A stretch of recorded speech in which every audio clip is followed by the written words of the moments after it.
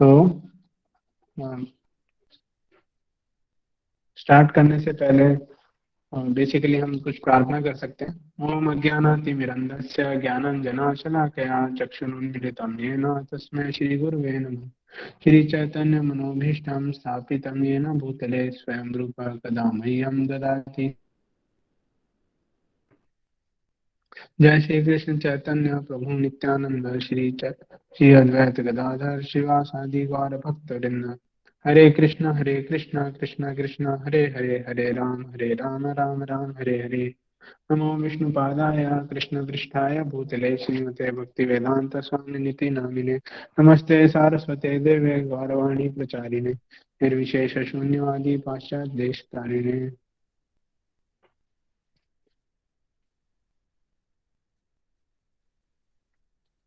हरे कृष्णा। तो brief recap देखेंगे। मैंने एक क्वेश्चनियर पुट अप किया था ग्रुप में, तो आशा थी कि आप सब उसको एक बार उसको पूरा देख लेते हैं, तो आपको एक तरह से जितना अभी तक हम लोग चर्चा किए हैं एक तरह से आपका रिकैप हो जाता। तो बेसिकली हम उसमें ज़्यादा समय नहीं दे सकते क्योंकि हमारे पास समय कम है, तो हमने जस्ट थोड़ा सा हमने पहले जो चर्चा की थी उसको हम फिर से देख लेते हैं।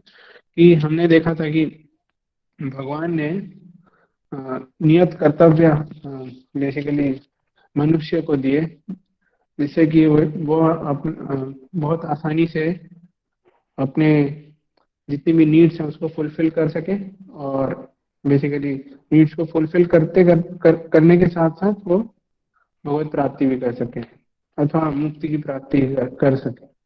तो ये फ्लो चार्ट है, उसमें देख सकते हैं कि जीव है वो जीवित है खाद्यान्न पर। खाद्यान्न उसको मिलते हैं वर्षा से, और वर्षा निर्भर करती है यज्ञ से। जब यज्ञ संपन्न होता है तो उससे वर्षा होती है। और यज्ञ का जो अर्थ है वो क्या है? यज्ञ का अर्थ सिर्फ हवन कुंड में आहुति डालना, ये यज्ञ नहीं। यज्ञ का अर्थ है विष्णु के लिए जो कर्म किया जाता है उसको यज्ञ कहा गया शास्त्रों के आधार पर। और ये शास्त्र बेसिकली किसने दिए? भगवान कृष्ण ने। तो हम देखते हैं कि सारा सभी चीजों का जो ओरिजिन है भगवान कृष्ण ने बहुत प्रॉपरली एक तरह से सबको सिचुएट किया और एक बहुत प्रॉपर सिस्टम क्रिएट किया है संसार में, जिससे कि व्यक्ति बहुत इजीली अपनी नीड्स को फुलफिल करते करते भगवत प्राप्ति कर सके। भाग 4 है, उसको हम आगे देखेंगे। 3.18 नैव तस्य कृतेनार्थो न कृतेनेह कश्चन न चास्य सर्वभूतेषु कश्चिद अर्थव्यपाश्रयः। स्वरूप सिद्ध व्यक्ति के लिए न तो अपने नियत कर्मों को करने की आवश्यकता रह जाती है, न ऐसा कर्म करने का कोई कारण ही रहता है। उसे किसी अन्य जीव पर रहने की आवश्यकता भी नहीं रह जाती। तस्मादसक्तः सततं कार्यं कर्म समाचर असक्तो ह्याचरन् कर्म परमाप्नोति पुरुषः।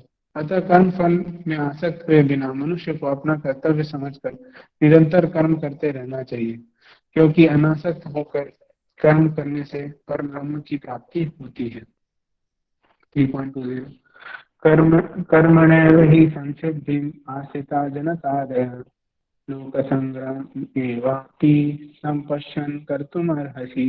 जनक जैसे राजाओं ने केवल नियत कर्मों को करने से ही सिद्धि प्राप्त की, अतः सामान्य जनों को शिक्षित करने की दृष्टि से तुम्हें कर्म करना चाहिए।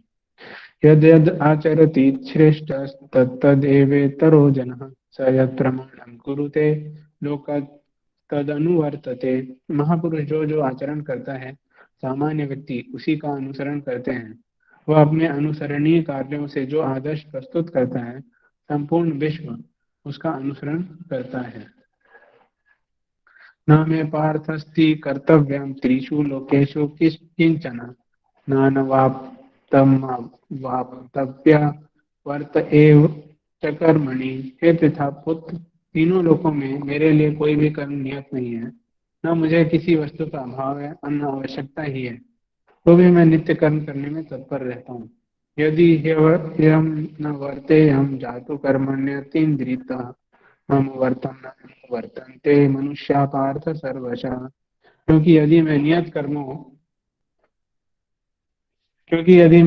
कर्मों को सावधानी पूर्वक न करूं तो हे पार्थ, यह निश्चित निश्चित है कि सारे मनुष्य मेरे पद को का ही अनुगमन करेंगे। उच्छिदे यूरे में लोका न कुर्याम कर्म चेदहम शंकरस्य च कर्ता श्यामुपहन्यामि महाप्रजा। यदि मैं नियत कर्म न करूं तो ये सारे लोग नष्ट हो जाएं। तब मैं अवांछित जन समुदाय वर्ण संकर को उत्पन्न करने का कारण हो जाऊंगा और इस तरह संपूर्ण प्रक्रिया प्राणियों की शांति का विनाशक बनूंगा। सत्ता कर्मण्य विद्वांसो यथा कुर्वन्ति भारत कुर्याद् विद्वांस तथा सत्ते चिकीर्षुर्लोक संग्रहम। जिस प्रकार अज्ञानी जन फल या शक्ति से कार्य करते हैं, उसी तरह विद्वान जनों को चाहिए कि वे लोगों को उचित पथ पर ले जाने के लिए अनासक्त रहकर कार्य करें। न बुद्धि भेदम जनयेद ज्ञानाम कर्म संगीनाम योषयेद सर्व कर्माणि विद्वान युक्ता समाचरण। विद्वान व्यक्ति को चाहिए कि वह सकाम कर्मों में आसक्त अज्ञानी पुरुषों को कर्म करने से रोके नहीं, ताकि उनके मन विचलित न हो, अपितु भक्ति भाव से कर्म करते हुए वह उन्हें सभी प्रकार के कार्यों में लगाए, जिससे कृष्ण भावनामृत का क्रमिक विकास हो। प्रकृते क्रियमाणानि गुणे कर्माणि सर्वशः अहंकार विमूढ़ात्मा कर्तारम् इति मन्यते। जीवात्मा अहंकार से के प्रभाव से मोहग्रस्त होकर अपने आप को समस्त कर्मों का कर्ता मान बैठता है, जबकि वास्तव में वे प्रकृति के तीनों गुणों द्वारा संपन्न किए जाते हैं। तद्वित्तु महाबाहो गुण कर्म विभागयो गुणा गुणेषु वर्तन्त इति मत्वा न सज्जते। हे महाबाहो, भक्ति भाव में कर्म तथा सकाम कर्म के भेद को भली भांति जानते हुए जो परम सत्य को जानने वाला है, वह कभी भी अपने आप को इंद्रियों में तथा इंद्रिय तृप्ति में नहीं लगाता। प्रकृतेर गुण सम्मूढ़ा सज्जन्ते गुण कर्मसु तान कृत्स्न विदो मंदान कृत्स्न विन्न विचालयेत। माया के गुणों से मोहग्रस्त होने पर अज्ञानी पुरुष पूर्णतया भौतिक कार्यों में संलग्न हो रहकर उनमें आसक्त हो जाते हैं। यद्यपि उनके ये कार्य उनमें ज्ञान भाव के कारण अधम होते हैं, किंतु ज्ञानी को चाहिए कि उन्हें विचलित न करें। मयि सर्वाणि कर्माणि सन्न्यस्याध्यात्म चेतसा निराशीर निर्ममो भूत्वा युद्धस्व विगतज्वरः। हे अर्जुन, अपने सारे कार्यों को मुझ में समर्पित करके मेरे पूर्ण ज्ञान से युक्त होकर लाभ की आकांक्षा से रहित, स्वामित्व के किसी दावे के बिना तथा आलस्य रहित होकर युद्ध करो। ये ते मतमिदं नित्यम् अनुतिष्ठन्ति मानवाः श्रद्धावन्तो अनुसूयन्तो मुच्यते तेऽपि कर्मभिः। जो व्यक्ति मेरे आदेशों के अनुसार अपना कर्तव्य करते रहते हैं और ईर्ष्या रहित होकर इस उपदेश का श्रद्धा पूर्वक पालन करते हैं, वे सकाम कर्मों के बंधन से मुक्त हो जाते हैं। ये त्वेत तदभ्यसन्तो नानुतिष्ठन्ति मे मतम् सर्वज्ञान विमूढ़ांस्तान् विद्धि नष्टान चेतसा। किंतु जो ईर्ष्यावश इन उपदेशों की उपेक्षा करते हैं और उनका पालन नहीं करते, उन्हें समस्त ज्ञान से रहित, दिग्भ्रमित तथा सिद्धि के प्रयासों में नष्ट भ्रष्ट समझना चाहिए। तदृशं चेष्टते स्वस्या प्रकृतेर्ज्ञानवानपि प्रकृतिं यान्ति भूतानि निग्रह किं करिष्यति। ज्ञानी पुरुष भी अपनी प्रकृति के अनुसार कार्य करता है, क्योंकि सभी प्राणी तीनों गुणों से प्राप्त अपनी प्रकृति को ही अनुसरण करते हैं। भला दमन से क्या हो सकता है? इन्द्रियस्येन्द्रियार्थार्थे रागद्वेषौ व्यवस्थितौ तयोर्न वशम् आगच्छेतो यस्य परिपन्थिनौ। प्रत्येक इंद्रिय तथा उसके विषय से संबंधित राग द्वेष को व्यवस्थित करने में के नियम होते हैं। मनुष्य को ऐसे राग तथा द्वेष के वशीभूत नहीं होना चाहिए, क्योंकि ये आत्म साक्षात्कार के मार्ग में अवरोधक हैं। श्रेयान् स्वधर्मो विगुणः परधर्मार्थानुष्ठितात् स्वधर्मे निधनम् श्रेयः परधर्मो भयावहः। अपने नियत कर्मों को दोषपूर्ण ढंग से संपन्न करना भी अन्य के कर्मों को भली भांति करने से श्रेयस्कर है। स्वीय कर्मों को करते हुए मरना पराये कर्मों में प्रवृत्त होने की अपेक्षा श्रेष्ठतर है, क्योंकि अन्य किसी के मार्ग का अनुसरण भयावह होता है। तो बेसिकली हमने अभी सेक्शन पढ़ा, इसमें भगवान अर्जुन को बार बार ये समझा रहे हैं कि आप लड़ाई करो एक सही एग्जाम्पल सेट करने के लिए। जनरली कोई भी एक्टिविटी होती है तो उसके पीछे उसको करने के कई सारी अवधारणाएं होती है, कई सारे उसके पीछे इंटेंशंस होते हैं, है ना। कोई व्यक्ति मंदिर जा रहा है तो उसके पीछे कई सारे इंटेंशन, कोई भगवान से प्रेम करने जा रहा है मंदिर, कोई भगवान से कुछ मांगने जा रहा है मंदिर, कोई पीड़ा में जा रहा है, कोई भय के कारण जा रहा है। तो अलग अलग वजह से लोग एक ही सेम कार्य को करते हैं, है ना। तो भगवान इसलिए अर्जुन को समझा रहे हैं कि आप सही एग्जाम्पल सेट करोगे, अगर आप, है ना, युद्ध करते हो तो एक सही एग्जाम्पल सेट करोगे और लोगों को बताओगे कि ये जो आपको जो फल है वो बेसिकली भगवान को अर्पित करने के लिए आप युद्ध कर रहे हो, ना कि खुद भोगने के लिए अर्पित कर। फिर बेसिकली भगवान कई सारे एग्जाम्पल देते हैं कि जैसे कि हम देखेंगे आगे, जनक आदि जैसे एग्जाम वो था, यद यद आचरति श्रेष्ठ तत्तदेवे तरो जन स यद प्रमाणम कुरुते लोकस तद अनुवर्तते। तो इसमें भगवद गीता में भगवान जनक महाराज का एग्जाम्पल कोट करते हैं कि जनक महाराज बहुत स्पेशल व्यक्ति थे, है ना। जनक महाराज एक भगवान के भक्त थे। जनक महाराज बेसिकली सीता जो माता है उनके कौन है, उनके फादर है। तो उनकी सीता माता के फादर तो निश्चित रूप से बहुत ही उनकी महान स्थिति है, तभी वो फादर बनने के काबिल बने, राइट। तो जनक महाराज जैसे जो उन्नत राजा हैं, तो ऐसे राजा को कोई उन्नत स्थिति में जो व्यक्ति है उसको किसी भी कर्म करने की आवश्यकता नहीं है, फिर भी अपना वो राजकार बहुत ही अच्छे तरीके से देखते थे।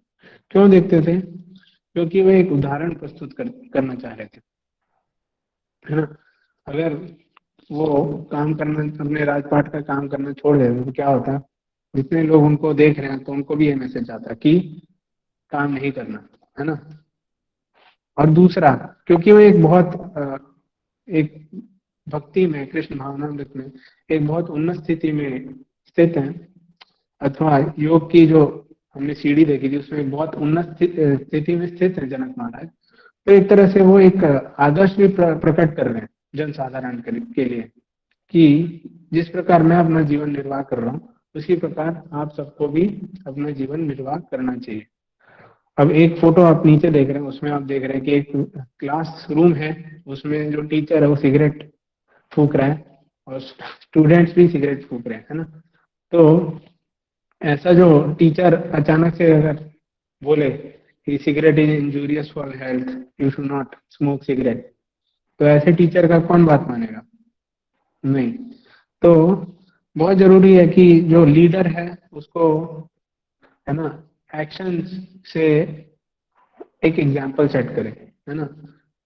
बड़ी बड़ी बातें तो करना बहुत आसान होता है, आजकल के जो जितने भी लीडर्स हैं, पॉलिटिशियंस हैं, बहुत बड़ी बड़ी बातें करते हैं, लेकिन वास्तविक रूप में जो एक्शन से कोई पेश नहीं कर पाता। लेकिन जो जनता है उसको इंस्पायर क्या करता है? उनको इंस्पायर करता है एक्शन। लीडर्स के एक्शन इंस्पायर करते हैं। बहुत सारे लोग ज्वाइन कर रहे हैं, ठीक है। तो वास्तविकता में लोगों को इंस्पायर उन लीडर के एक्शन करता है। तो लीडर का, ऐसे लीडर का, इसलिए बेसिकली ऐसा लीडर जब राज कर रहा होता है या लीडरशिप पोजीशन में होता है तो वो लीडरशिप पोजीशन में इस पर्पस के लिए होता है, वो इस पर्पस के लिए नहीं होता कि वो लीडरशिप पोजीशन करके अपना जो कर्म कर रहा है उससे उसको उसकी शुद्धि होगी किसी प्रकार की। वो इस पर्पस के लिए लीडरशिप पोजीशन में होता है जिससे कि एक सही एग्जाम्पल सेट हो सके, है ना। वो अपने एक्शन से दिखा सकता है कि कैसे बिना फलों के लगाव के भी जिया जा सकता है, कैसे, है ना, जो फल आ रहे, जो कर्म किए जा रहे हैं उसके जो फल प्रकट हो रहे हैं उसको कैसे भोगे बगैर भगवान की सेवा में लगाया जा सकता है, सिर्फ कृष्ण के लिए कर्म किया जा सकता है, और किस प्रकार भगवान भगवत धाम को की ओर अग्रसर हुआ जा सकता है। इसके बाद एक बहुत इंपॉर्टेंट श्लोक आता है, जिसमें जो एक मूर्ख व्यक्ति है उसकी अवधारणा उसको बता रहे हैं भगवान कि प्रकृति क्रियमाणानि गुणः कर्माणि सर्वशः अहंकार विमूढ़ आत्मा कर्ता रहम इति मन्यते। तो बेसिकली आप पिक्चर में देख सकते हैं कि दो प्रकार के लोग हैं। एक ही काम कर रहे हैं लेकिन दोनों दोनों की चेतना में एक गल्फ ऑफ डिफरेंस है ना। एक व्यक्ति मटेरियल कॉन्शियसनेस में है, एक तरह से मटेरियल कॉन्शियसनेस तो भौतिक चेतना में है, और वो अहंकार वश अपने आप को कर्ता समझ रहा है। एक ही कार्य, दोनों एक ही कार्य कर रहे हैं। मान लीजिए कोई क्लासरूम में आप पढ़ाई करा रहा है, टीचर टीचर की पोजीशन है, तो पढ़ाई करा रहा है, कोई व्यक्ति सोच रहा है कि मैं पढ़ाई करा रहा हूँ, मैं ही कॉज हूँ इसका, है ना। और मिथ्या अहंकार के कारण वो सोच रहा है कि मैं ही ये जो कार्य कर रहा हूँ वो, क्योंकि मैंने इतनी मेहनत की है इसलिए कर रहा हूँ, और उसका जो क्रेडिट आता है वो भी खुद ही भोगता है। तो ऐसे व्यक्ति जो कि, है ना, अपने आप को कर्ता समझता है और उसके कर्ता करने और जो कर्म है उसका जो रिजल्ट है उसको खुद ही भोगता है, तो ऐसे व्यक्ति को भगवान क्या बता रहे हैं, ऐसा व्यक्ति विमूढ़ आत्मा है, और ऐसा व्यक्ति बहुत बड़ा फूलिश है। वो नहीं जानता कि जो वास्तविकता में पूरा जो क्रिएशन है वो उसका संचालन भगवान कृष्ण और उनकी एनर्जीज कर रहे हैं। जैसे कि पिक्चर में देख सकते हैं कि जो मनुष्य है बेसिकली वो तीन औरतें हैं, ये तीन औरतें बेसिकली रिप्रेजेंट कर रही हैं तीन गुणों को। और बेसिकली जो ये शक्तियां हैं मनुष्य को पूरी तरह संचालित करती हैं। आत्मा का साइज तो बहुत ही छोटा है, बाल के एक 10,000वें हिस्से के बराबर आत्मा का साइज है। तो बेसिकली आत्मा कंट्रोल नहीं कर सकती भौतिक जगत में, भौतिक जगत में किसी भी चीज को आत्मा सिर्फ डिजायर कर सकती है, और मर्सीफुली भगवान फुलफिल करते हैं अपनी एनर्जीज के थ्रू, उसके जितने भी कर्म है उसको फुलफिल करते हैं। तो जो मूर्ख व्यक्ति है वो सोचता है कि मैं कर्म कर रहा हूँ और मैं बेसिकली रिजल्ट है क्रिएट कर रहा हूँ। फिर एक बहुत अच्छा श्लोक आता है श्री, अभी जो सेक्शन चल रहा है उसमें एग्जाम्पल सेट करने की बात की जा रही है, तो एग्जाम्पल सेट करने से जो रिलेटेड चीजें हैं उसी को हम डिस्कस कर रहे हैं। तो ये बहुत ही इंपॉर्टेंट श्लोक है, हम सबके लिए बहुत प्रैक्टिकल है कि श्रेयान सधर्मो विगुणा पर धर्मा स्वनिष्ठिता स्वधर्मे निधन श्रेया पर धर्मो भयावह। तो दूसरों के कर्मों को क्यों ना किया जाए, है ना।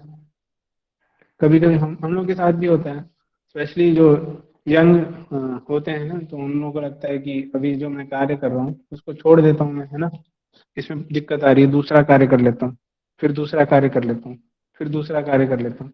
तो वास्तविकता में करना क्या चाहिए, तो भगवान बता रहे हैं जो कि आपका जो नेचर है, जो नेचर से साइकोफिजिकल नेचर है, जैसे कि भगवान ने ही वर्णाश्रम की रचना की, जैसे फोटो में देख सकते हैं अलग अलग वर्ण है, अलग अलग आश्रम है। वर्ण कौन कौन से हैं, ब्राह्मण क्षत्रिय वैश्य और शूद्र। तो जिस वर्ण में व्यक्ति, वर्ण आश्रम बेसिकली जन्म से नहीं होता, अपने गुण और कर्मों से होता है। कोई बोले मैं जन्म से ब्राह्मण हूँ, नहीं, वो जन्म से हो सकता है ब्राह्मण के घर में जन्म हुआ हो उसका, लेकिन वो शूद्र वाले कार्य कर रहा हो। लेकिन ऐसा व्यक्ति जो कि गुण और कर्म से एक एक नेचर को बिलोंग करता है, तो उसको बेसिकली अपना जो नेचर है उसको त्याग कर दूसरे का, है ना, कार्य को अपनाना नहीं चाहिए। तो भगवान इसी चीज को वार्न कर रहे हैं बेसिकली। आज इस चीज को पूरे संसार में बहुत अच्छे से देख सकते हैं। तो ऐसा क्यों नहीं करना चाहिए, शिला प्रभुपाद बहुत अच्छे अच्छे से एक्सप्लेन करते हैं। सॉरी, इसके बेसिकली इसके तीन रीजन है क्यों क्यों किसी व्यक्ति को दूसरे का कार्य नहीं करना चाहिए। पहला रीजन तो ये है कि व्यक्ति जब दूसरों का कार्य करता है तो उसके अंदर एक तरह से विम्सिकल टेंडेंसीज बहुत ज्यादा बढ़ती है। विम्सिकल का अर्थ है कि वो मनगढ़ंत, है ना, मेरी मर्जी, मैं जो करूंगा जो करूंगा। तो ऐसा ऐसा जो स्वभाव है उसको प्रोत्साहन मिलता है। तो ऐसा प्रोत्साहन से क्या होता है, ऐसे स्वभाव से क्या होता है, जहाँ रह रहा होता है वहां पे उत्पाद क्रिएट होता है। बेसिकली ऐसा अगर लीडर आ जाए जो कि बोले मैं करूंगा मेरी मर्जी के हिसाब से, मैं किसी की नहीं सुनता, तो ऐसे लीडर से सबको दिक्कत होती है, उसके फॉलोअर्स को भी दिक्कत होती है ना। तो पहला रीजन। दूसरा रीजन ये है कि वो जब कार्य करता है तो उसके डिपेंडेंट है, जो कि उस पर आश्रित है, जो कि उससे कुछ शिक्षाएं ले रहे हैं। देखिए, मनुष्य जीवन प्राप्त हुआ है तो निश्चित रूप से वो लीडर है।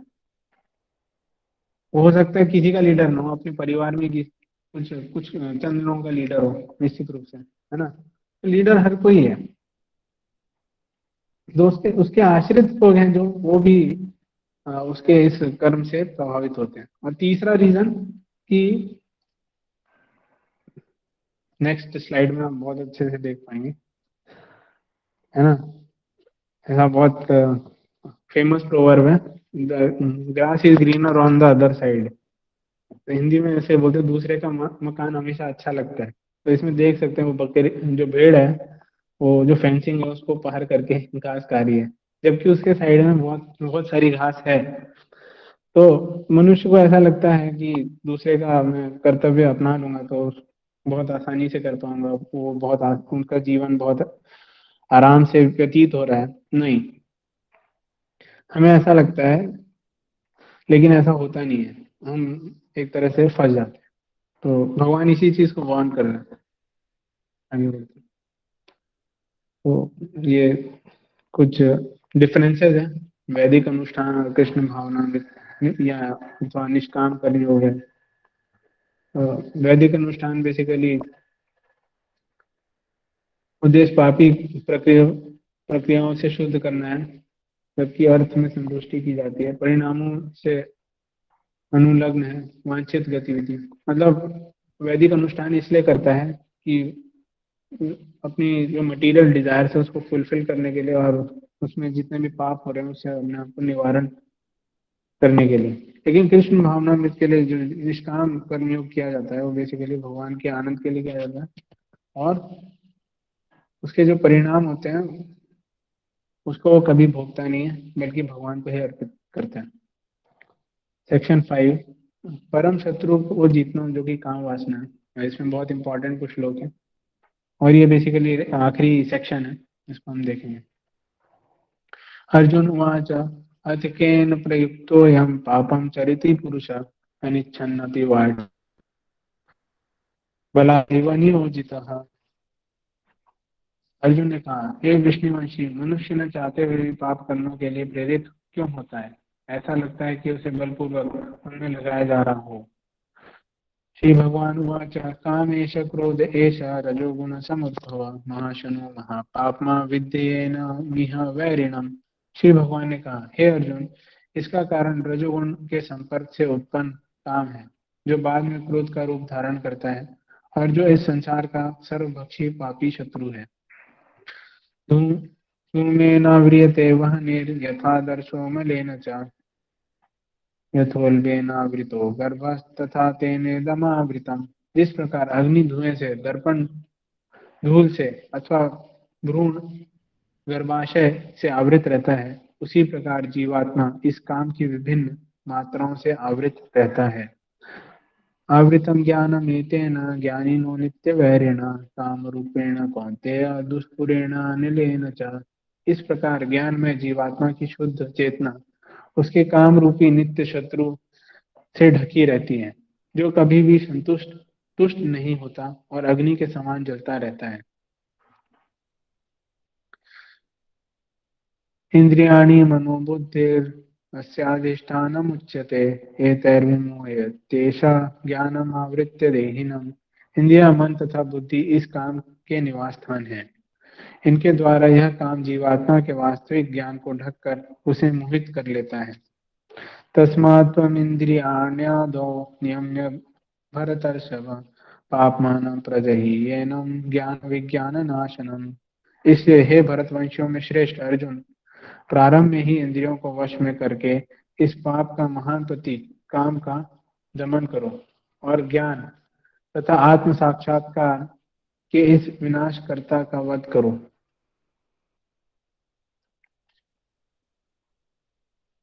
इंद्रियाणि पराण्याहुरिन्द्रियेभ्यः परं मन मनसस्तु परा बुद्धे यो बुद्धे परतस्तु सः। कर्म इंद्रिया जड़ पदार्थ की अपेक्षा श्रेष्ठ है, मन इंद्रियों से बढ़कर है, बुद्धि मन से भी उच्च है, और वह आत्मा बुद्धि से भी बढ़कर है। एवं बुद्धे परम बुद्ध्वा संस्थाभ्यात्मात्मनात्मना जय शत्रु महाबाहो काम रूपम दुरासदम। इस प्रकार हे महाबाहु अर्जुन, अपने आप को भौतिक इंद्रियों, मन तथा बुद्धि से परे जानकर और मन को सावधान आध्यात्मिक बुद्धि से स्थिर करके आध्यात्मिक शक्ति द्वारा इस काम रूपी दुर्जय शत्रु को जीतो। तो बेसिकली अर्जुन इस सेक्शन में प्रश्न पूछ रहे हैं कि आपने सारी बातें बताई, आपने कर्तव्य जो निर्धारित कर्तव्य शास्त्रों से जो प्रिस्क्राइब ड्यूटीज है ना, उसको करने के लिए आप रिकमेंड कर रहे हैं। और भले व्यक्ति कितना भी शुद्ध हो, लेकिन उसको हमेशा अपनी प्रिस्क्राइब ड्यूटीज रेंडर करनी चाहिए, यानी कि करनी चाहिए। तो अर्जुन प्रश्न पूछ रहे हैं कि ऐसा कौन सा शक्ति है अतकेन प्रयुक्त पापम चरति पुरुषा अनच्छनपि, मतलब इच्छा भी नहीं हो रही, वार्षणीय मतलब कृष्ण, फिर इच्छा भी नहीं हो रही, फिर भी हम क्या है कि बलपूर्वक हम गलत काम कर लेते हैं और हम हमारे जो कर्तव्य हैं उसको हम फुलफिल नहीं कर पाते, है ना। तो अर्जुन का प्रश्न है, फिर से रिपीट कर रहा हूँ, मोहित शर्मा है। तो अर्जुन प्रश्न पूछ रहे हैं, ऐसी कौन सी शक्ति है जिस कारण हमसे पाप हो जाता है, पाप हो जाता है, अथवा ऐसी कौन सी शक्ति है जिसके कारण हम अपने कर्तव्यों को ठीक तरह से निभा नहीं पाते, अथवा हमारे अंदर ऐसी इच्छाएं आने लगती कि हमें चेंज कर देना चाहिए, हम ये नहीं कर पाएंगे, हम दूसरे का काम कर लेते हैं, है ना, अथवा फल को भोगते हैं। ऐसी कौन सी शक्ति की हम पाप करते हैं।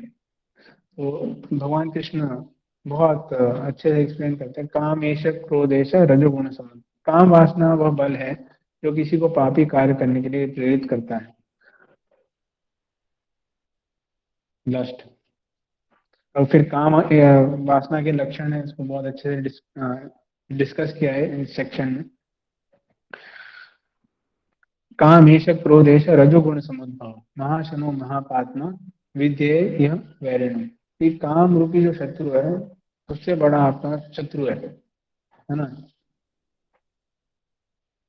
तो काम के लक्षण क्या है, ये रजोगुण से उत्पन्न होता है, ये क्रोध में बदल जाता है, काम ऐसे क्रोध है ना। एक हमने पूरा आ, आपने देखा होगा, सेकंड चैप्टर के अंत में हमने एक बहुत अच्छी साइकिल डिस्कस की थी, उसमें हमने देखा था कि किस प्रकार काम से क्रोध आ रहा है, क्रोध से है ना उसकी स्मृति भ्रम हो रही है, स्मृति भ्रम से उसको इल्यूजन क्रिएट हो रहा है, इल्यूजन क्रिएट होने के बाद उसका विनाश हो रहा है ना। तो बेसिकली पूरे विनाश का कारण क्या है, ये काम है। और ये जो काम है बेसिकली हमें पाप कार्यों के लिए करने के लिए प्रेरित करता है और मजबूर कर देता है एक तरह से।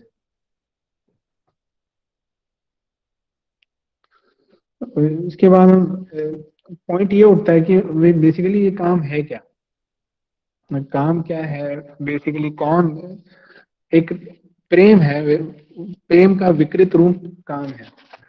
अब प्रेम क्या चीज है, प्रेम कौन सी चीज है। प्रेम वास्तविकता में प्रेम सिर्फ और सिर्फ भगवान और जो जीव के बीच में जो आदान प्रदान है उसी को प्रेम कहा जाता है।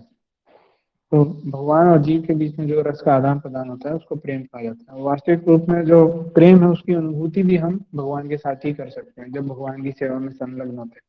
और संसार में प्रेम की एक झलक मात्र देख सकते हैं हम लोग, जो माता अपने पुत्र के प्रति रखती है, एक झलक मात्र, वो भी पूरी तरह नहीं, एक झलक देख सकते हैं उसकी वास्तविक जो प्रेम होती है उसमें। जो माता है सेल्फलेसली अपने बच्चे की सेवा करती है ना, उसको कुछ चाहिए नहीं। जब उसका बच्चा छोटा होता है तो वो मल त्यागता है, तो मल जब त्यागता है तो माता खुश हो जाती है कि ठीक है चलो मल त्याग। वैसे ही भगवान का, वैसे ही भगवान और जीव का जो प्रेम सेल्फलेस सर्विस है, वो भगवान अपने जो अपनी संतानें जो जीवात्मा है उसके प्रति रखती हैं, तो वो प्रेम है। तो बेसिकली जीव और भगवान के बीच में संबंध क्या है, जीव बेसिकली भगवान का ही अंश है ना। भगवान के वो विस्तार करते हैं अपने, ऐसा वेदों में दिया गया है कि भगवान बेसिकली अनंत काल से व्याप्त हैं और भगवान अपना असंख्य विस्तार करते हैं। क्यों विस्तार करते हैं, भगवान की इच्छा, भगवान इंजॉय करने के लिए विस्तार करते हैं जीवों के साथ। और जितने भी विस्तार हैं भगवान के जीव रूप में, वो अनंत काल से व्याप्त हैं और अनंत काल तक रहेंगे। ऐसा नहीं होगा कभी कि ये भगवान के साथ घुल जाएंगे फिर से, ऐसा कभी नहीं होगा। तो जैसे नीचे एक फोटो देख सकते हैं, उसमें विष्णु खड़े हैं और किस तरह से उनके पार्सल्स अलग अलग बॉडीज में व्याप्त हैं, वो देख सकते हैं। नीचे एक पानी है, पानी की बूंद है।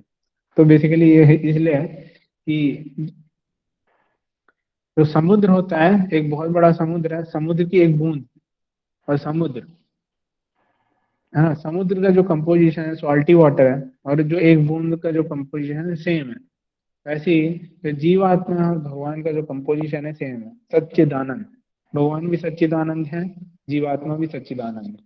लेकिन भगवान बहुत बड़े हैं, है ना, समुद्र की तरह महान है, और उनकी, है ना, बहुत शक्ति है। लेकिन जो जीव है बहुत छोटा है, वो बूंद के समान, वो इनसिग्निफिकेंट है समुद्र के समान।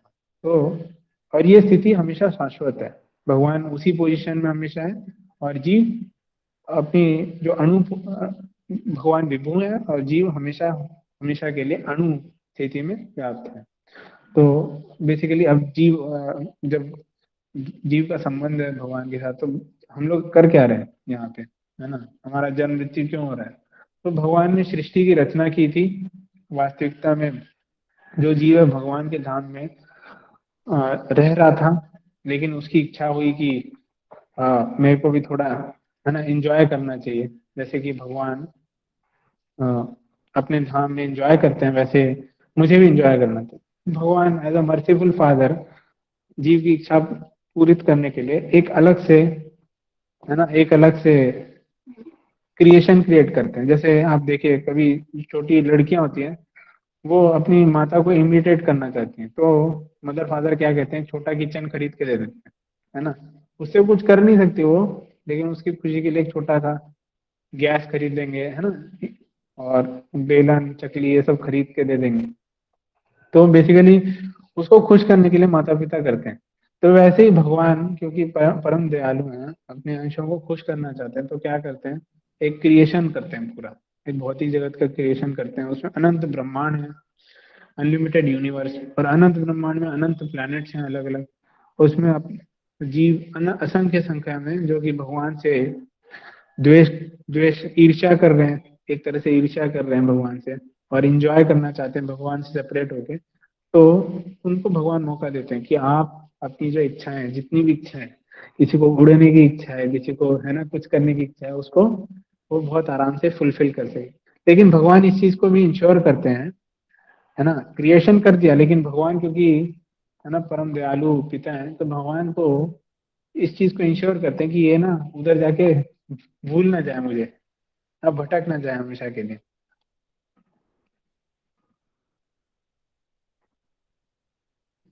तो बेसिकली क्वेश्चन आया था, that's a punishment for enjoying. तो ये पनिशमेंट हमें लग रहा है क्योंकि हम अभी, हो सकता है हमारे जीवन में कुछ, है ना, समस्या हो, और एक तरह से पनिशमेंट कह सकते हैं, पनिशमेंट नहीं भी है। और देखिए भगवान ने रक्षा कैसे करते हैं मैं बताता हूँ। बेसिकली आप जन्म आपका हुआ, तो आपको याद है आप पिछले जन्म में कौन थे? नहीं याद है। क्यों नहीं याद है? क्योंकि भगवान ने व्यवस्था की। अगर आपको याद आ जाए कि आप कौन कौन से जन्म में रह के आए हो, कौन से जन्म में पशु थे, किस जन्म में आपके साथ क्या हुआ, है ना, तो तब वास्तविकता में देखा जाए तब पनिशमेंट है। तो भगवान बीइंग और भगवान इज ऑलवेज मर्सीफुल। भगवान हमेशा मर्सीफुल है, और बहुत ग्रेजुअली चाहते हैं कि जो जीव है धीरे धीरे करके भगवान की शरण वापस ले। तो इंश्योर करते हैं कि जो ये जो संसार है उसमें हमेशा के लिए वो सेटल ना हो जाए।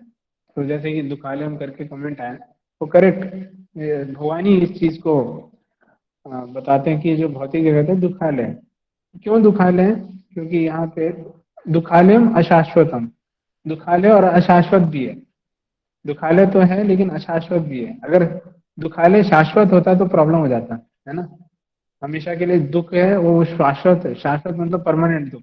अशाश्वत मतलब दुख भी होगा लेकिन टेम्परेरी दुख होगा, है ना। सुख भी होगा तो टेम्परेरी सुख होगा। तो परसूट ऑफ हैप्पीनेस है व्यक्ति की, and we will take question answer in the last. Okay. तो जो जितने भी सुख हैं उसमें क्योंकि वो फंस ना जाए, है ना, तो उसका उसका व्यवधान करने के लिए भगवान ने ऐसी क्रिएशन किया। और एक तरह से वेदों की रचना भी इसलिए की, और हमने जैसे कि देखा भगवान ने वेदों की रचना की, पूरा सिस्टम क्रिएट किया, बेसिकली इसलिए किया कि व्यक्ति फंस ना जाए, और दुखाले बनाया भगवान ने जानबूझ के कि उसको परमानेंटली सेटल ना हो जाए इस संसार में, है ना। ये इसमें अरेंजमेंट किया है भगवान ने। देखिए एक व्यक्ति है, उसके आगे बड़े बड़े बॉल्स हैं, स्ट्रेस का बॉल है, डाउट का बॉल है, प्रॉब्लम्स का है, वरीज का है, इंजॉय कर रहा है, लेकिन ये बड़े बड़े समस्याएं भी हैं उसके जीवन में। तो भगवान जानबूझ के ये समस्या देते हैं, लेकिन ऐसी समस्या नहीं देते कि व्यक्ति खत्म हो जाए पूरी तरह। ऐसी समस्या देते हैं कि जिससे वो भगवान की शरण ले। ठीक है, तो ये पर्पस है बेसिकली क्रिएशन का। तो ये हमने डिस्कस किया थोड़ा सा। तो बेसिकली जो लास्ट है उसी का विकृत रूप है। किस चीज का विकृत रूप है? जो लव है उसका विकृत रूप। लव बेसिकली भगवान के साथ जो जीव का जो प्रेम है वास्तविक, उसका जो विकृत रूप है वो काम है। और काम वासना की जो लक्षण है बहुत अच्छे से बताया है 37 श्लोक में। धूमे विरियते वह्निर यथा दर्शो मलेन च यथोल्बेन ऋतो गर्भ तथा तेनेदम आवृतम। तो इसमें तीन चीजें बताई हैं। जो काम है वो किस प्रकार होता है? काम 3 डिग्रीज में एक्ट करता है। वैसे अनंत डिग्रीज है काम की, किसी के अंदर ज्यादा लस्ट है, कम लस्ट है, कम लस्ट है। और मेजरली 3 सेक्शन में डिवाइड किया गया है काम को। एक एम्ब्रियो, जो कि वूम से पूरा घिरा हुआ है, बच्चा। तो आप देखेंगे जो बच्चा है बिल्कुल मूव नहीं कर सकता, है ना। एक तरह से उसको पीड़ा हो रही है, लेकिन ज्यादा मूव नहीं कर सकता, अपने आप को एक्सप्रेस नहीं कर सकता, उसको एकदम बंधा हुआ है। तो ऐसा ही लस्ट कवर्ड अप जो जीव है, ऐसा जो कवरिंग है, वो वैसी कवरिंग लस्ट की कुछ जीवात्माओं में होती है। तो वो जीवात्मा बेसिकली पेड़ पौधे बनते हैं। बेसिकली उनका जो कवरिंग है बहुत ही गहरा है। तो आप देख सकते हैं पेड़ है ना, एक हरा भरा पेड़ है, एक सूखा पेड़ है, वही पेड़ सूख गया है। तो उसके जीवन में समस्या आई, लेकिन अपने आप को एक्सप्रेस नहीं कर पाया, है ना। तो लस्ट का ये इफेक्ट है। उसके बाद इसमें श्लोक में कंपेयर किया गया लस्ट को दर्पण से, है ना। तो बेसिकली दर्पण में भी धूल होती है ना। व्यक्ति अपने आप को ठीक से देख नहीं पाता कि मैं हूँ कौन, वास्तविकता में हूँ कौन मैं, है ना। और कंफ्यूज घूमते रहता है इधर उधर। तो बेसिकली जानवर होते हैं वो भी इससे कंपेयर किया है, उनके अंदर भी लस्ट होता है, लेकिन उतना नहीं होता जितना एम्ब्रियो के समान लस्ट है। उसके बाद लस्ट को कंपेयर किया गया है स्मोक से। जो फायर को कवर करता है स्मोक, उससे। तो उसको मनुष्य जीवन से कंपेयर किया गया। तो क्या होता है कि जो स्मोक है उसमें थोड़ी थोड़ी चिंगारी भी दिखती रहती है, और ये चिंगारी यही है कि व्यक्ति जानने का प्रयास करता है कि मैं इस भौतिक जगत में कौन हूँ, और भगवान की शरण लेता है। तो मनुष्य जीवन को जो स्मोक जैसे लस्ट से कवर किया गया। हरे कृष्ण। आगे पढ़ते हैं। और इसके बाद बहुत इंपॉर्टेंट श्लोक है। आवृतम ज्ञानम एतेन ज्ञानिनो नित्य वैरेण काम रूपेण कौन्ते दुष्पुरेण अनिलेन च। ये काम है एक फायर के समान है, ऐसी अग्नि जो कि, है ना, बढ़ती रहती। और कई सारे जो दार्शनिक हैं तर्क करते हैं कि आप संभोग से समाधि पॉसिबल है। क्या पॉसिबल है? नहीं है। भगवान इस चीज का खंडन कर रहे हैं। कैसे कैसे कर रहे हैं? ये अग्नि के समान है। अग्नि में देखो, लकड़ी डालते रहोगे तो अग्नि और बढ़ती जाएगी, है ना। लकड़ी फ्यूल की तरह काम करेगी अग्नि में, है ना। तो वैसे ही कोई व्यक्ति लस्ट से जूझ रहा है, अगर वो और इंद्रिय तृप्ति में संलग्न होता है और भोग वस्तुओं में संलग्न होता है, तो उसका लस्ट और बढ़ेगा, है ना। जो भोग वस्तुएं हैं, जो भोग करने की जो टेंडेंसी है, वो सूखे लकड़ी के समान है। तो ऐसा कोई बोले कि मैं भोग करूंगा, इतना भोग करूंगा कि मैं उब जाऊंगा, ऐसा कभी होगा? ऐसा नहीं होगा। भगवान कह रहे हैं बल्कि उसकी अग्नि और बढ़ जाएगी। हो सकता है कि वो शारीरिक रूप से कमजोर हो जाए इतना भोग करने के बाद, लेकिन जब वो फिर से उसकी शक्ति आएगी तो और भोग करने लगे। तो ये ऐसी काम वासना इतनी खतरनाक है तो भगवान कह रहे हैं कि ये एक तरह से डिवोरिंग फायर है, जो कि व्यक्ति को पूरी तरह उसका जो लक्ष्य है उसको भुला देती है। फिर काम, जो वासना है उसके तीन स्थान बताए गए हैं। तीन स्थान में काम वासना रहती है, इंद्रियों में भी रहती है, मन में भी रहती है, बुद्धि में भी रहती है। तो तीनों जगह काम वासना का स्थान है। ठीक है, आगे बढ़ते हैं। ज्ञान विज्ञान नाशनम।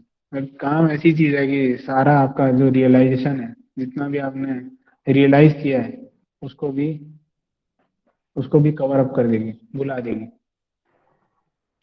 तो निष्कर्ष क्या है, वासना, काम वासना से लड़े तो लड़े कैसे? तो इंद्रियों को विनियमित करें, यानी कि रेगुलेट करें, क्योंकि मन और बुद्धि पर नियंत्रण करना मुश्किल है। तो मन और बुद्धि बहुत ही सटल बताए गए। सटल यानी कि सूक्ष्म है, और इंद्रिय स्थूल है, क्योंकि हम लोग मन और बुद्धि को इतना आसानी से देख नहीं सकते, समझ नहीं सकते, है ना। लेकिन हमारे जो सेंसेस हैं उसको हम देख सकते हैं। तो हमारे जो शास्त्र ने रिकमेंड करते हैं कि अपने जो इंद्रियों को है वो भगवान की सेवा में लगाइए। इससे क्या होगा, आप काम वासना को रिस्ट्रेन कर। सबसे प्रैक्टिकल जो इंस्ट्रक्शन दिया जाता है, वो दिया जाता है कि अपने इंद्रियों को भगवान की सेवा में लगाने का, कि सबसे पहले अपने जीवा से भगवान के नाम का उच्चारण करें, और भगवान को जो ऑफर्ड प्रसाद है उसको स्वीकार करें। तो एक तरह से शुरुआत होती है। जैसे मैं फिर से वो घोड़े को दिखाता हूँ, है ना। तो इसमें जो घोड़े हैं वो दिखते हैं, लेकिन चाबुक और जो ड्राइवर है वो दिखता ही नहीं है हमें। तो हमें जो दिखता है उसको कंट्रोल करना चाहिए, जो नहीं दिखता उसके पीछे पड़ के कोई फायदा नहीं, है ना। तो जितने भी घोड़े हैं उनको सही अगर हम दिशा देंगे, तो धीरे धीरे करके जो पीछे जो चाबुक और ड्राइवर है वो भी कंट्रोल में आएगा। ये प्रैक्टिकल, ठीक है। और ये कैसे करना है, गुरु के निर्देशन में करना है। अगर हम सही ऐसी चेतना में नहीं रहते तो क्या है, हमारे जो इंद्रिय, घोड़े रूपी जो इंद्रिय है वो अलग अलग डायरेक्शन में हमारे शरीर रूपी रथ है उसको खींचेंगे, और क्या होगा, एक्सीडेंट होगा, है ना। और जीवन का लक्ष्य है वो, उसकी प्राप्ति कभी नहीं होगी। इस तरह चैप्टर 3 यहाँ पे खत्म होता है। चैप्टर 4 को हम करेंगे।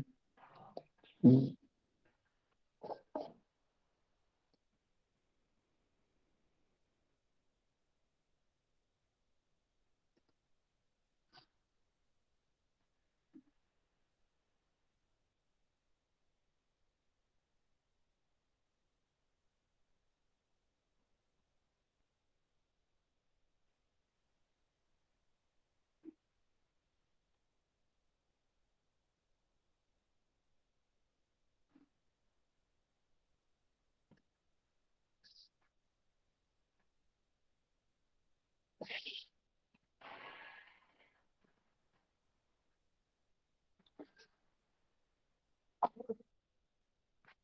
सब देख सकते हैं स्क्रीन? ओके।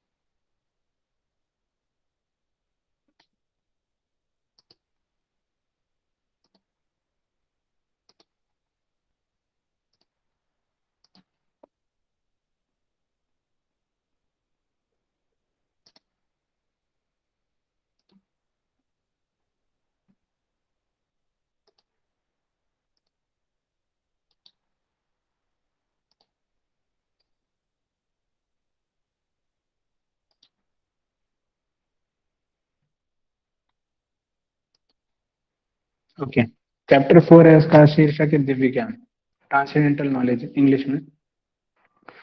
तो इसका भाग एक है 4.1 टू 4.10। तो कृष्ण के विषय में दिव्य ज्ञान है, इसका सबसेक्शन का नाम है। तो इस पर इसके कुछ श्लोक हैं। 4.1 श्री भगवान उवाच इमं विवस्वते योगं प्रोक्तवान् अहम् अव्ययं विवास्वान् मनवे प्राह मनुरीक्ष्वाकवे ब्रवीत्। भगवान श्री कृष्ण ने कहा, मैंने इस अमर योग विद्या का उपदेश सूर्यदेव विवस्वान को दिया और विवस्वान ने मनुष्यों के पिता मनु को उपदेश दिया और मनु ने इसका उपदेश इक्ष्वाकु को दिया। 4.2 एवं परंपरा प्राप्त इमं राजर्षयो विदु स काले नेहमंता योगो नष्टा परम तपा। इस प्रकार यह परम विज्ञान गुरु परंपरा द्वारा प्राप्त किया गया और राजर्षियों ने इसी विधि से इसे समझा, किंतु कालक्रम में यह परंपरा छिन्न हो गई, अतः यह ज्ञान विज्ञान यथा रूप में लुप्त हो गया लगता है। तो बेसिकली 4.1 में अभी जो हमने चर्चा की दिव्य ज्ञान, बेसिकली भगवान अर्जुन को कह रहे हैं कि आप, मैंने जो इतना सब कुछ आपको बताया ना, ये सब मैंने पहले भी बता चुका हूँ। किसको बता चुका हूँ? सूर्यदेव विवस्वान को बताया और विवस्वान ने आगे मनु को बताया, मनु ने फिर आगे इक्ष्वाकु को बताया।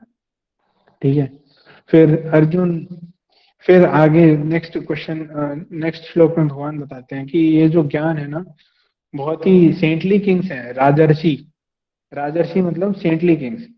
पहले जमाने के जो किंग हुआ करते थे उन्हें सेंटली किंग कहा गया। जो वैदिक टाइम्स में जो किंग हुआ करते थे, क्यों सेंटली किंग कहा गया? क्योंकि वो जो राजपाट करते थे, जैसे कि हमने पहले डिस्कस किया था जनक महाराज का, तो राज करते थे, लेकिन उसका जो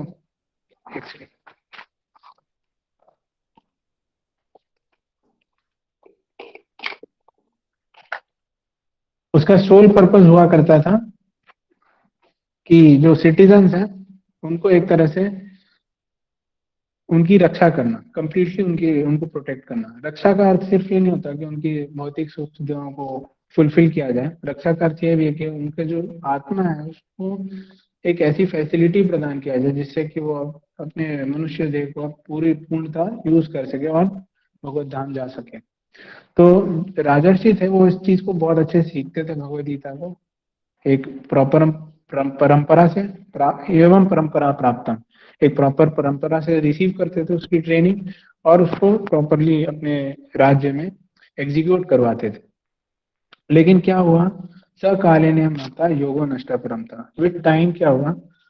ये जो परंपरा थी वो उसमें नाश आ गया। क्यों नाश आ गया? क्योंकि ऐसे लोग आ गए जो कि भगवत गीता के बहुत उटपटांग सी कमेंट्री करने लगे। आज की डेट में भी हम देख सकते हैं कि भगवत गीता की कम से कम 2000 भी कम बोल रहा हूँ, उससे भी ज्यादा कमेंट्रीज अवेलेबल है पूरे मार्केट में। तो ये क्या इंगित करता है कि एक तरह से बहुत रेयर रह गया है कि कोई व्यक्ति भगवत गीता का असल संदेश है उसको प्राप्त कर सके। बहुत कम जगह होती है जहाँ पे प्रॉपर चैनल है उसके थ्रू भगवत गीता का संदेश आपको मिल पाए।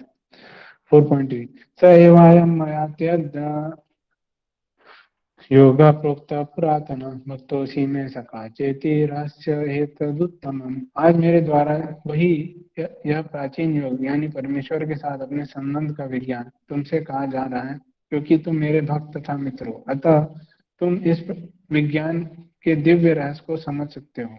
अर्जुन उवाच अपरम भवतो जन्म परम जन्म परम विवस्वत कथमेतद् विजानीया त्वमादौ प्रोक्तवानिति। तो दो योग्यताएं भगवान कह रहे हैं कि आपके पास, अर्जुन को, कि आपके पास दो योग्यताएं हैं जिसके कारण मैं ये जो रहस्य आपको सुना रहा हूँ। ये क्या योग्यता है? कि आप एक तो मेरे भक्त हो और दूसरे मेरे फ्रेंड हो।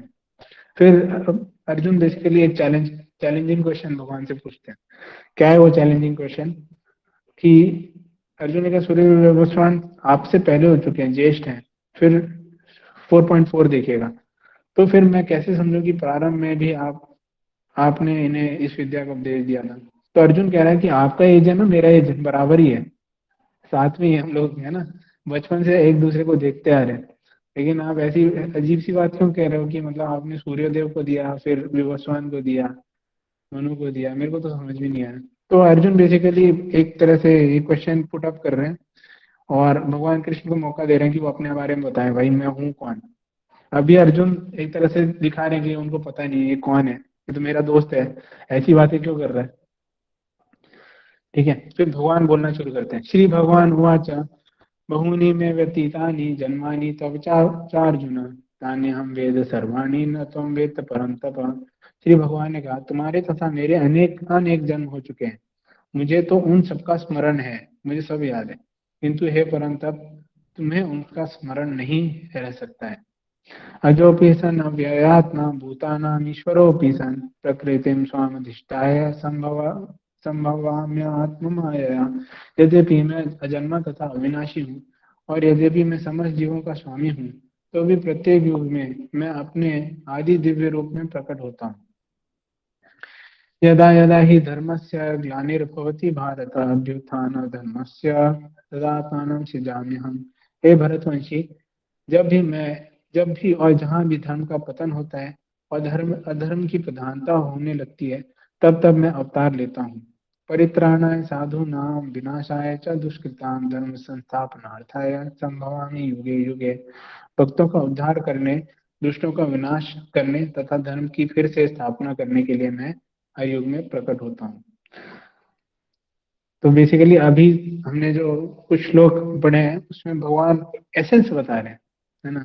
अभी तक जितना भी डिस्कस किया उसका एसेंस बता रहे हैं। कोई भटक सकता है, ऐसा काम कर्म योग, ये योग, वो भक्ति योग, है ना।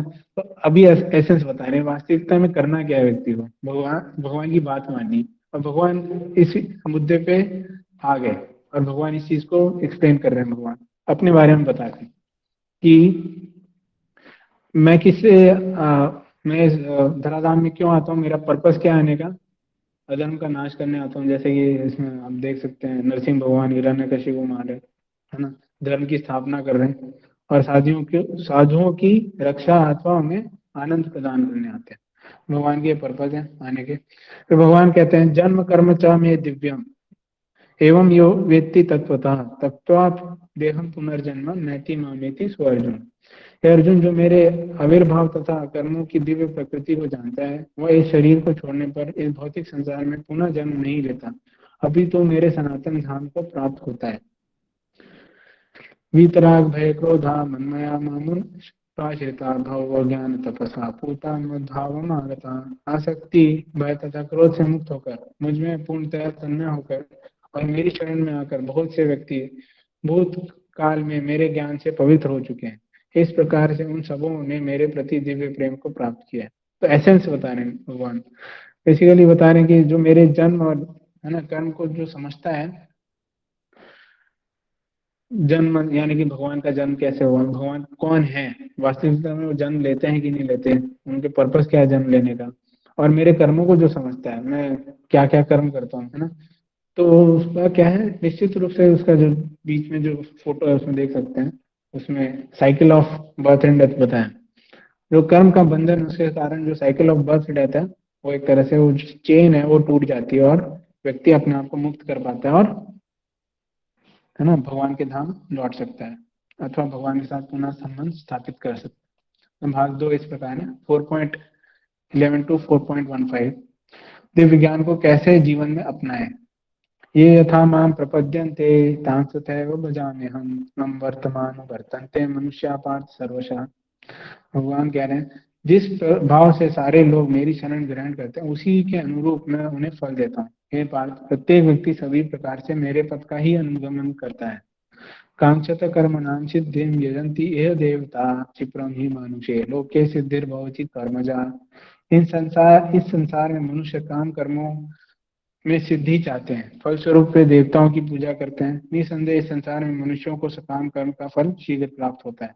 तो बेसिकली संसार में जितनी भी विधि विधान दिए हैं, देवी देवता के लिए जो पूजा अर्चना की विधि है, वो भी भगवान ही देते हैं। लेकिन भगवान क्यों देते हैं, जिससे कि उनका धीरे धीरे शुद्धिकरण हो जाए, एक प्रोसेस। लेकिन वो बहुत फास्ट शुद्धिकरण नहीं होता। साथ में भगवान ये भी बताते हैं, जो मेरे साथ शुद्ध भक्ति में जो मेरी सेवा करता है, वो मुझे प्राप्त करता है निश्चित रूप से। लेकिन जो इनडायरेक्ट तरीके से मुझे वर्शिप करता है, यानी कि संसार में ऐसा कोई काम व्यक्ति नहीं कर सकता जो भगवान के स्वीकृति के बगैर ना हो रहा हो। यानी कि वो किसी देवी देवता के पास भी जाता है तो एक तरह से शास्त्र सम्मत ही है, वो जा रहा है, वो गलत नहीं है, लेकिन उसका जो शुद्धि का मार्ग है वो बहुत स्लो है। तो भगवान यही कह रहे हैं कि मनुष्य मम वर्तमानु वर्तन्ते मनुष्य पार्थ सर्वथा सर्वशः, कि सारे मनुष्य डायरेक्टली और इनडायरेक्टली मुझे ही फॉलो कर रहे हैं। कुछ डायरेक्टली फॉलो करते हैं तो उनको मैं डायरेक्ट रिजल्ट देता हूँ, यानी कि मेरी जो शुद्ध प्रेमा भक्ति है उसे प्रदान करता हूँ। लेकिन जो इनडायरेक्टली फॉलो करते हैं दे आर ऑल्सो, लेकिन उनका जो प्रोसेस है बहुत स्लो है। आगे बढ़ते हैं। चातुर्वर्ण्य मया सृष्टम गुण कर्म विभागशः तस्य कर्तारमपि मां विद्येत कर्तारम अव्ययम। प्रकृति के तीनों गुणों और उनसे संबंध कर्म के अनुसार मेरे द्वारा मानव समाज के 4 विभाग रचे गए। यद्यपि मैं इस व्यवस्था का सृष्टा हूँ, किंतु तुम यह जान लो कि मैं इतने पर भी अव्यय अकर्ता हूँ। न मां कर्माणि लिम्पन्ति न मे कर्मफले स्पृहा इति मां यो भी जानाति कर्मभिर्न स बध्यते। मुझ पर किसी कर्म का प्रभाव नहीं पड़ता, न ही मैं कर्म फल की कामना करता हूँ। जो मेरे संबंध में इस सत्य को जानता है वह कभी भी कर्मों के पास में नहीं बनता। तो बेसिकली भगवान एसेंस बता रहे हैं, कर्म के पास में न नहीं बनने का क्या है, जो फॉर्मूला क्या है, जो भगवान को सही ढंग से समझता है वो कर्म के बंधन में कभी नहीं फंसेगा। आगे का जो श्लोक है उसमें यही बता रहे, एवं ज्ञात्वा कृतम कर्म पूर्वैरपि मुमुक्षुभिः कुरु कर्मैव तस्मात् त्वं पूर्वै पूर्वतरम कृतम। प्राचीन काल में समस्त मुक्त आत्माओं ने मेरी दिव्य प्रकृति को जान करके ही कर्म किया। यानी कि भगवान की जो सही तत्व से भगवान को जो जिसने समझा कि भगवान किस पर्पज से आ रहे हैं और उनके साथ जो संबंध स्थापित किया, अतः तुम्हें चाहिए कि उनके पद चिन्हों का अनुसरण करते हुए अपने कर्तव्य का पालन करो। तो भगवान कह रहे हैं अपने कर्तव्य करो, साथ में क्या है कि मुझे मेरे मेरे जो आने का पर्पज है मुझे समझो और मेरे एक तरह से मेरी वर्शिप करो, मेरे साथ संबंध स्थापित करने का प्रयास करो। भाग 3 4.16 से 4.24 ज्ञान के स्तर पर कर्मों की समझ। किम कर्म कर्मेति कवियोप्यत्र मोहिता तत्ते कर्म प्रविच्छामि यज्ञात्वा मोक्ष मोक्ष से अश्रुभात्। कर्म क्या है और कर्म क्या है इसे निश्चित करने में बुद्धिमान व्यक्ति भी मोहग्रस्त हो जाते हैं। अतः मैं तुमको बताऊंगा कि कर्म क्या है, जिससे जानकर तुम सारे अशुभ से मुक्त हो सकोगे। तो हमने पहले ही डिस्कस कर लिया कर्म क्या है, विकर्म क्या है और कर्म क्या है। आगे बढ़ते हैं। कर्मण ही अपि बोधव्यम बोधव्यम च विकर्मणः कर्मणश्च बोधव्यम ज्ञान कर्मणो गति। कर्म की बारीकियों को समझना अत्यंत कठिन है, अतः मनुष्य को चाहिए कि वह यह ठीक से जाने की कर्म क्या है, विकर्म क्या है और अकर्म क्या है। कर्मण्य कर्म यह पश्येत अकर्मणि च कर्म यह स बुद्धिमान मनुष्येषु स युक्तः कृत्स्न अकर्म कृत। जो मनुष्य कर्म में अकर्म और अकर्म में कर्म को देखता है वह सभी मनुष्य में बुद्धिमान है और सब प्रकार के कर्मों में प्रवृत्त रहकर भी दिव्य स्थिति में रहता है। तो बेसिकली थोड़ा कंफ्यूजिंग श्लोक है, लेकिन इसमें क्लैरिटी है कि व्यक्ति कर्म कर रहा है, लेकिन जो व्यक्ति कर्म करने के पीछे जो उसका रिजल्ट है उसको सही ढंग से समझता है कि मैं किस लिए कर रहा हूँ, किस पर्पस के लिए कर रहा हूँ, तो वास्तविक रूप में वो कभी भी प्रभावित नहीं होता और वो हमेशा दिव्य स्तर पे स्थित रहता है। यस्य सर्वे समारंभा काम संकल्प वर्जिता ज्ञानाग्निदग्ध कर्माणम तमाहु पंडितम बुधा। जिस व्यक्ति का प्रत्येक प्रयास इंद्रिय तृप्ति की कामना से रहित होता है उसे पूर्ण ज्ञानी समझा जाता है। उसे ही साधु पुरुष ऐसा करता कहते हैं जिसने पूर्ण ज्ञान की अग्नि में कर्म फलों को भस्मसात कर दिया। तो बार बार हम इसी चीज को देख रहे हैं कि जो कर्म फल है उसको भगवान कह रहे हैं उसको आप भस्म कर दो, है ना। अब कोई बोले कि मैं कर्म फल को भस्म करूंगा, जो मैं काम क्यों कर रहा हूँ, मैं काम कर रहा हूँ तो उसका रिजल्ट है मैं अपना जीवन यापन कैसे कर पाऊंगा, है ना। तो डरने की आवश्यकता नहीं है, भगवान उसकी भी विधि बताते हैं, हम आगे डिस्कस करेंगे उसकी विधि क्या है। त्यक्त्वा कर्म फलात् संगम नित्यतेत्तो निराश्रयः कर्मण्यभि प्रवृत्तोपि नैव किंचित करोति सः। अपने कर्म फलों की सारी आसक्ति को त्याग कर सदैव संतुष्ट तथा स्वतंत्र रहकर वह सभी प्रकार के कार्यों में व्यस्त रहकर भी कोई सकाम कर्म नहीं करता। हाँ, वो व्यस्त है लेकिन सकाम कर्म नहीं कर रहा। क्या फॉर्मूला आगे देखें। निराशीर्य चित्तात्मा त्यक्त सर्व परिग्रह शारीरम कर्म केवलम कर्म कुर्वन्नाप्नोति किल विषम। ऐसा ज्ञानी पुरुष पूर्ण रूप से संयमित मन तथा बुद्धि से कार्य करता है, अपनी संपत्ति के सारे स्वामित्व को त्याग देता है और केवल शरीर निर्वाह के लिए कर्म करता है। इस तरह कार्य करता हुआ वह पाप रूपी फलों से प्रभावित नहीं होता। यानी कि इसमें एसेंस दे रहे हैं कि कर्म फल त्याग रहा है, लेकिन फिर भी कितना वो एक्सेप्ट कर रहा है जिससे कि उसका शरीर चलते रहे, है ना। उतना ही एक्सेप्ट कर रहा है जिससे कि शरीर चलते रहे। ऐसा नहीं कि अपना बैंक बैलेंस बढ़ाया जा रहा है, बढ़ाया जा रहा है, बढ़ाया जा रहा है, बढ़ाया जा रहा है ना। कोई रोक टोक नहीं। तो बेसिकली भगवान इस चीज को बता रहे हैं और हम सबके लिए टीचिंग है कि हम किस प्रकार हम कर्म फलों को नियोजित कर सकते हैं। और एक तरह से हम देख सकते हैं कि अर्जुन, ये जनक महाराज के भी एग्जाम्पल में वो राजपाट करते थे, लेकिन वो अपना है ना बैंक बैलेंस बढ़ाने के लिए राजपाट नहीं करते, बेसिकली भगवान की सेवा के लिए राजपाट करते हैं। 4.22 यद इच्छा लाभ संतुष्ट हो देवं देव द्वातीतो विमत्सरा सम सिद्धाओ सिद्धौ च कृत्वापि न निबध्यते। जो स्वतः होने वाले लाभ से संतुष्ट रहता है, जो द्वंद से मुक्त है और ईर्ष्या नहीं करता, जो सफलता तथा असफलता दोनों में ही स्थिर रहता है, वह कर्म करता हुआ भी कभी बनता नहीं है। गत्संगस्य मुक्तस्य ज्ञानावस्थित चेतसा यज्ञायाचरत कर्म समग्रम प्रविलीयते। जो पुरुष प्रकृति के गुणों के प्रति अनासक्त है और जो दिव्य ज्ञान में पूर्णतया स्थित है, उसके सारे कर्म ब्रह्म में लीन हो जाते हैं। 4.24 ब्रह्मार्पणम ब्रह्म हवेर ब्रह्माग्नो ब्रह्मणाहुतम ब्रह्मेव तेन गंतव्यम ब्रह्म कर्म समाधिना। जो व्यक्ति कृष्ण भावनामृत में पूर्णतः लीन रहता है, उसे अपने आध्यात्मिक कर्मों के योगदान के कारण अवश्य भगवत धाम की प्राप्ति होती है, क्योंकि उसमें हवन आध्यात्मिक होता है और हवि भी आध्यात्मिक होता है ना। तो जितने भी काम कर रहा है उसका सोल एंड सोल पर्पस क्या है? भगवान की तुष्टि है। और हर चीज क्या है? से भगवान की ही है। वो चीज समझ रहा है कि मैं किसी चीज का मालिक नहीं हूँ, बल्कि भगवान की ही चीज है, भगवान की ही सेवा की जा रही है। जब इस मानसिकता से व्यक्ति कर्म करता है तो वास्तविकता में वो ब्रह्म को प्राप्त होता है, यानी कि भगवान को प्राप्त होता है। और ब्रह्म की भी डेफिनेशन है, ब्रह्म एक निर्विशेष ब्रह्म है। परमात्मा को भी ब्रह्म बोला जाता है, शरीर को भी ब्रह्म बोला जाता है, आत्मा को भी ब्रह्म बोला जाता है, और भगवान को भी ब्रह्म बोला जाता है। तो अभी जिस ब्रह्म की चर्चा हुई है वो भगवान वाले ब्रह्म की चर्चा हुई। ठीक है। भाग 4 वैदिक अनुष्ठान जीव ज्ञान की ओर लेकर जाते हैं। तो वैदिक अनुष्ठान क्या क्या है?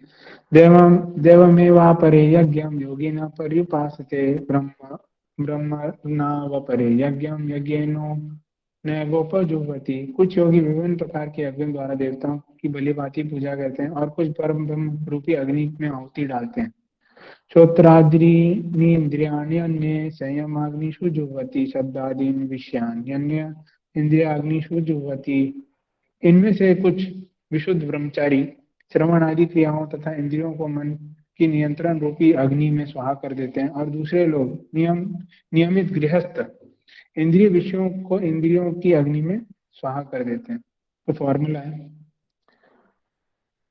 सर्वाणि इंद्रिय कर्माणि प्राण कर्माणि चापरे आत्मसंयम योगाग्नो जुह्वति ज्ञान दीपिते। दूसरे जो मन तथा इंद्रियों को वश में करके आत्म साक्षात्कार करना चाहते हैं, संपूर्ण इंद्रियों तथा प्राण वायु के कार्यों को संयमित मन रूपी अग्नि में आहुति कर देते हैं। द्रव्य यज्ञास्तपो यज्ञ योग यज्ञास्तथा परे स्वाध्याय ज्ञान यज्ञाश्च यतः संचित व्रता। कठोर व्रत अंगीकार करके कुछ लोग अपनी संपत्ति का त्याग करके, कुछ कठिन तपस्या द्वारा, कुछ अष्टांग योग पद्धति के अभ्यास द्वारा, अथवा दिव्य ज्ञान में उन्नति करने के लिए वेदों के अध्ययन द्वारा प्रबुद्ध बनते हैं। अपाने जुह्वति प्राणम प्राणे पानम तथा परे प्राणापान गति रुद्वा प्राणायाम परायण। अन्य लोग भी हैं जो समाधि में रहने के लिए श्वास को रोके रहते हैं। वे आप अपान में प्राण को और प्राण में अपान को रोकने का अभ्यास करते हैं, और अंत में प्राण अपान को रोककर समाधि में रहते हैं। अन्य योगी कम भोजन करके प्राण में ही आहुति देते हैं। सर्वेप्यते यज्ञविदो यज्ञ क्षपित कल्मषा यज्ञ शिष्टामृत भुजो यान्ति ब्रह्म सनातनम। ये सभी यज्ञ करने वाले यज्ञों का अर्थ जानने के कारण पाप कर्मों से मुक्त हो जाते हैं और यज्ञों के फल रूपी अमृत को चखकर परम दिव्य आकाश की ओर बढ़ते हैं। तो ये सारे क्या हैं? यज्ञ के तरीके हैं। और ये सारे यज्ञ के जो विधि है उसमें जो सोल एंड सोल पर्पस क्या है? भगवान की तुष्टि है। यज्ञशिष्टामृतभुजो यान्ति ब्रह्म सनातनम् अयं लोकोऽस्त्य यज्ञस्य कुतोऽन्यः कुरु सत्तमा। हे गुरु श्रेष्ठ, जब यज्ञ के बिना मनुष्य इस लोक में या इस जीवन में ही सुखपूर्वक नहीं रह सकता तो फिर अगले जन्म में कैसे रह सकेगा। एवं बहुविधा यज्ञा विततो ब्रह्मणो मुखे कर्मजान विद्धि तान् सर्वाण्येव एवं ज्ञात्वा विमोक्ष्यसे। हे, ये विभिन्न प्रकार के यज्ञ वेद संपन्न है और ये सभी विभिन्न प्रकार के कर्मों से उत्पन्न है। इन्हें इस रूप में जानने पर तुम मुक्त हो जाओगे। श्रेयान द्रव्य या ज्ञान ज्ञान यज्ञ परम तप सर्वं कर्माखिलम पार्थ ज्ञाने परिसमाप्यते। हे परम तप, द्रव्य यज्ञ से ज्ञान यज्ञ श्रेष्ठ है। हे पार्थ, अंततो गत्वा सारे कर्म योगियों का अवसान दिव्य ज्ञान में होते हैं। यानी कि अभी हमने जितने भी देखे उसमें कर्म इंद्रियां सम्मिलित थी, तो द्रव्य यज्ञ यानी कि जो फिजिकल ऑब्जेक्ट्स हैं उसको यज्ञ में आहुति डाल रहे हैं, है ना। तो उससे श्रेष्ठ क्या है, व्यक्ति मन से ही पूर्णतः भगवान को अपने फलों के प्रति अना सकते हैं और मन से ही भगवान के प्रति समर्पित है, तो उसको श्रेष्ठ बता रहे हैं। भाग 4 ये अंतिम पार्ट है। I will try to end this chapter. थोड़ा सा बियर करिएगा, मेरे साथ रहिएगा। तद्विधि प्रणिपातेन परिप्रश्नेन सेवया उपदेशन्ति ते ज्ञानम ज्ञानिनः तत्त्वदर्शिनः। तुम गुरु के पास जाकर सत्य को जानने का प्रयास करो, उनसे विनीत होकर जिज्ञासा करो और उनकी सेवा करो। स्वरूप सिद्ध व्यक्ति तुम्हें ज्ञान प्रदान कर सकेंगे क्योंकि उन्होंने सत्य का दर्शन किया है। तो बेसिकली हम जितने भी कार्य कर रहे हैं उसको सही ढंग से कर रहे हैं कि नहीं कर रहे हैं। देखिए, कोई आसान चीज नहीं है ना अपने कर्म फलों को भगवान को अर्पित करना। कई बार हम कर्म फलों को भगवान के अर्पित करने के नाम पे खुद ही भोग कर रहे होते हैं, तो इस चीज को कौन बताएगा। इसके लिए कोई ऐसा व्यक्ति चाहिए जो कि इस चीज में मास्टरी जिसने हासिल की हुई है ना। जैसे किसी कॉलेज में जाते हैं तो उसके जो सबसे एलाइट प्रोफेसर है उससे हम सीखना चाहते हैं, तो वो हमें चीजों को ठीक ढंग से बता पाता है। तो उसी प्रकार हम जब किसी प्रमाणिक भगवद गीता के टीचर को अप्रोच करते हैं, उसकी शरण लेते हैं, तभी हम भगवद गीता के एसेंस को समझ पाएंगे। तो यही फॉर्मूला भगवान बता रहे हैं। क्या फॉर्मूला है कि व्यक्ति को क्या करना है, ऐसे आध्यात्मिक दृष्टि से उन्नत व्यक्ति को की शरण में जाना है और उससे प्रश्न करना है, उसकी सेवा करनी। तो ये फॉर्मूला है। तब विधि प्रणिपाते न परिप्रश्ने न सेवया उपदेशंति ते ज्ञान ज्ञानिना तत्व दर्शन। क्योंकि उसने तत्व का दर्शन किया है तो वो आपको उपदेश दे पाएगा, जिससे कि आप अपने पर्पस को सॉल्व कर पाओगे। यानी कि आपको, है ना, आप एक तरह से कृष्ण भावनामृत में अग्रसर हो पाओगे। और यही सिर्फ यही एकमात्र फॉर्मूला है, भगवान ही इसी चीज को बता रहे हैं। आप भगवद गीता को इंडिपेंडेंट तरीके से नहीं समझ सकते। आइए बैठिए, 4 लोग बैठ के चर्चा करें चाय पीते हुए, भगवद गीता ऐसे समझी नहीं जा सकती। भगवद गीता समझने के लिए बहुत ज्यादा जरूरी है कि आप ऐसे व्यक्ति की शरण में जाइए जिसने भगवद गीता जी, तो वही भगवद गीता का वास्तविक में निरूपण कर पाएगा प्रॉपरली। यज्ञात्वा न पनार्मोहामेवं यास्यसि पांडव येन भूतानि शेषाणि द्रक्ष्यस्यात्मन्यथो मयि। स्वरूप शुद्ध व्यक्ति से वास्तविक ज्ञान प्राप्त कर चुकने पर तुम पुनः कभी ऐसे मोह को प्राप्त नहीं होगे, क्योंकि इस ज्ञान के द्वारा तुम देख सकोगे कि सभी जीव परमात्मा के अंश स्वरूप हैं, अर्थात वे सब मेरे हैं। अपि चेदसि पापेभ्यः सर्वेभ्यः पापकृत्तमः सर्वं ज्ञानप्लवेनैव विज्जिनं संतरिष्यसि। यदि तुम समस्त पापियों में भी सर्वाधिक पापी समझा जाए तो भी तुम दिव्य ज्ञान रूपी नाव में स्थित होकर दुख सागर को पार करने में समर्थ होगे। तो ये है ना, संसार को एक सागर के समान कंपेयर किया गया है ना। और इस सागर में व्यक्ति तैर रहा है बिना सपोर्ट के, तो हम सब इस संसार में फंसे हुए हैं, संसार रूपी सागर में फंसे हुए हैं। इस संसार रूपी सागर, इतना बड़ा सागर, सागर से कोई व्यक्ति निकल सकता है? समुद्र में फंसा हुआ, समुद्र में फंसा हुआ व्यक्ति तभी बच सकता है जब कोई शिप आए, है ना, उसके ऊपर वो चढ़ेगा तभी बच सकता है। तो कृष्णा कॉन्शियसनेस है कि भक्ति एक ऐसा सबलाइन प्रोसेस है जो कि बहुत सिंपल है लेकिन सबलाइन भी है ना। बहुत सिंपल है भगवान के शरण को लेना, है ना, भगवान के नामों का जाप करना, बहुत सिंपल है और बहुत सबलाइन है। सबलाइन मतलब इतनी चीपली अवेलेबल है और आपको इतनी टॉप मोस्ट चीज दे देता है। है ना। अपने प्रयासों से बिल्कुल पॉसिबल नहीं है, कितने भी प्रयास करो, आज ये समस्या का समाधान करोगे, कल दूसरी समस्या खड़ी हो जाएगी, तीसरी समस्या का समाधान करोगे, चौथी समस्या खड़ी हो जाएगी। एक तरह से आप बंधन में फंसे रहोगे, एक चक्रव्यूह में फंसे रहोगे। आप इससे तभी निकल सकते हो जब आप एक ये जो सिंपल प्रोसेस है उसको स्वीकार करते हो। और ये सिंपल प्रोसेस को स्वीकार करने की विधि ये है कि आप प्रामाणिक गुरु के पास जाते हो और उससे सीखने का प्रयास करते हो। लेकिन इसकी शुरुआत कैसे होती है? हरे कृष्ण महामंत्र का जाप करके।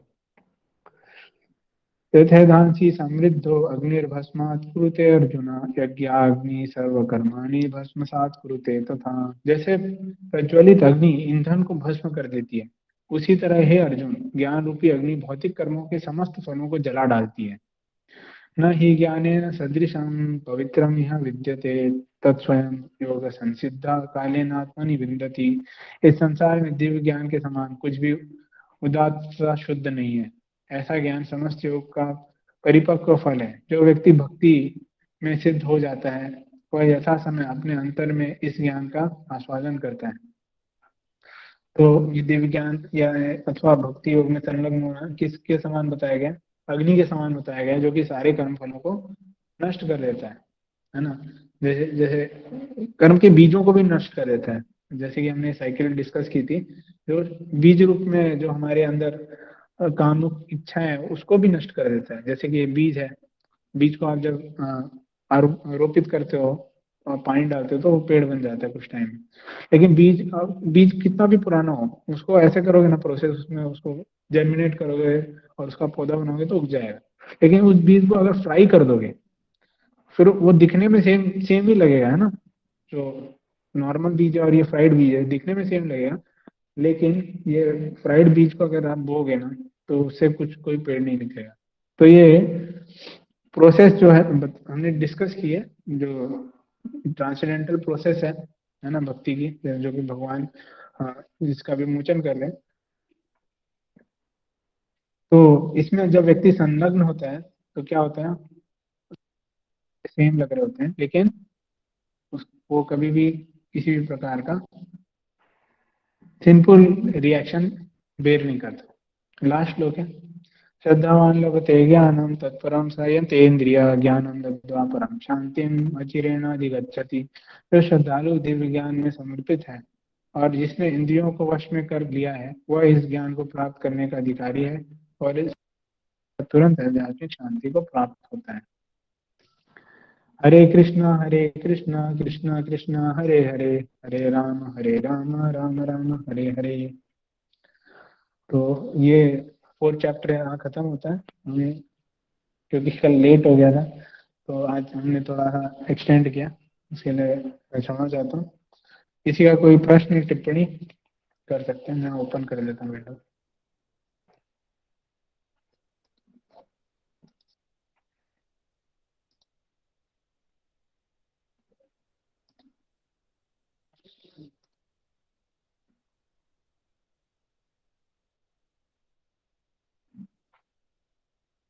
ओके, आप प्रश्न पूछ सकते हैं।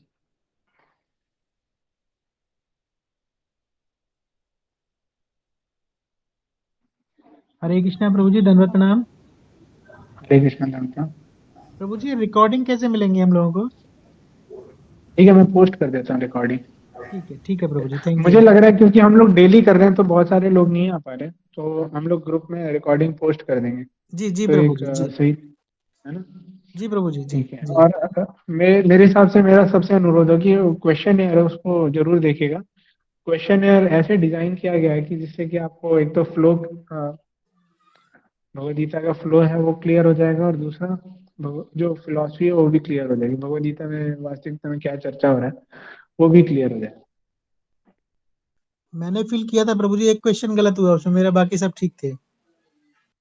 Okay, thank you. Thank you प्रभु जी। ओके, हरे कृष्ण। सभी लोग प्रभु जी का ठीक है। धन्यवाद करने के लिए एक बार हरे कृष्ण मंत्र पढ़ेंगे।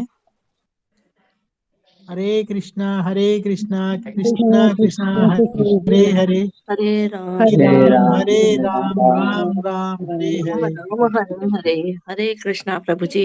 हरे कृष्ण। हरे कृष्णा प्रभु जी, दंडवत प्रणाम। थैंक यू प्रभु जी for this class. Thank you. धन्यवाद प्रभु जी, बहुत अच्छा लगा आज। Thank very you. Nice. Hare Krishna. Hare Krishna. Hare